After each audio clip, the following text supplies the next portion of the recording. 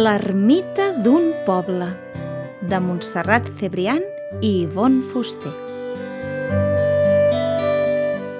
Fa molts anys, en un poble de la Conca, a tocar d'una muntanya d'alabastre i envoltat de vinyes i camps, hi havia una ermita antiga.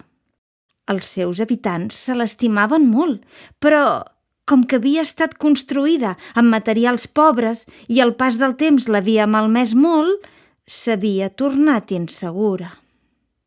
Van mirar la manera de refer-la, de periar-la, però al capdavall no hi hagué altra solució que enderrocar-la i construir-ne una de nova. Els vilatans, que tan lligats estaven a ella i que tanta devoció tenien pels sants metges Sant Cosme i Sant Damià, els va saber molt greu aquella decisió i els costava pensar que ja no la veurien més. Les autoritats eclesiàstiques d'aquell moment van tenir una bona pensada: proposar a un jove arquitecte del poble la creació d'aquell nou temple.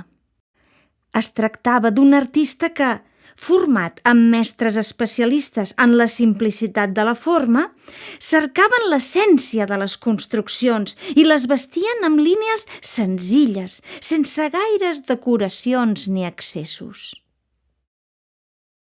En aquella època, i encara amb el recel d'haver d'enderrocar l'antic temple per vestir-ne un de nou al mateix indret, no va agradar a tothom tanta simplicitat, tanta austeritat, tanta modernor.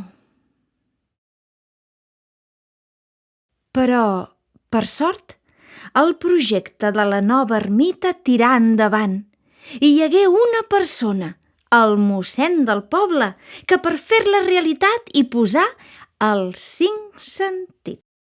Tot i que el jove arquitecte regalà al poble que l'havia vist néixer el disseny del nou edifici i que el seu projecte preveia conservar l'absis de l'antic temple, calia recollir molts diners per fer-la realitat i també era necessària la col·laboració de tothom. Aquell capellà s'arremangà de valent i cercà dia i nit la implicació de les persones que allà vivien. La dels més creients i la dels que no ho eren ni tant ni gens, però tingué ben clar que aquella havia de ser l'ermita de tot un poble. Anà a parlar amb tothom i tots hi van aportar el que van poder. Qui no tenia diners regalava jornals de feina o deixava animals, pedres dels seus camps o tractors per fer les tasques més feixugues. De mica en mica, i treballant talment com formigues, incansablement i amb molt d'esforç, aquella ermita prenia forma i els vilatans començaven a sentir-se la seva. Quan quedava poc per estar enllestida, un dia el mossèn es posà les mans al cap. No s'havia adonat que, fent realitat la idea que l'església ha d'estar oberta a tothom, que ningú no ha de tenir cap impediment per ser-hi acollit, el disseny deixava el recinte obert, sense cap mena de tancament. L'arquitecte, doncs, va haver de resoldre un tema important: tancar el temple i, alhora, deixar-hi entrar tanta claror com fos possible. El vidre i el ferro eren una bona solució, però no acabaven de convèncer l'artista. Calia encara alguna cosa que simbolitzés la implicació que tot el poble havia tingut en la seva creació. Calia un punt de decoració austera, però de molta importància, i que deixés passar la llum. Un amic seu, jove artista i tapisser reconegut, va proposar-li, com a solució, decorar aquella entrada amb un reixat especial. Un tapís d'eines i elements de treball de la gent del poble.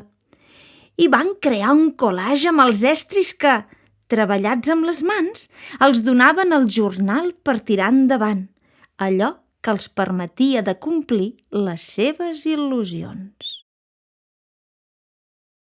Altre cop aquell capellà decidit a anar porta per porta, convidant tothom a regalar eines del camp o bé dels diferents oficis que desenvolupaven per poder fer una bonica composició.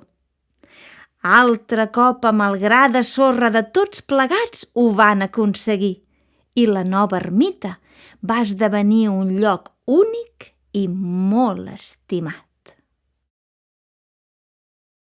Si no us acabeu de creure aquesta història, si penseu que no és possible que molta gent que pensava i creia diferent es pogués unir per fer realitat una meravella com la que van fer possible, haureu de cercar-la entre vinyes, no gaire lluny d'un riu i prop de l'ombra d'uns grans arbres que escolten rajar una font.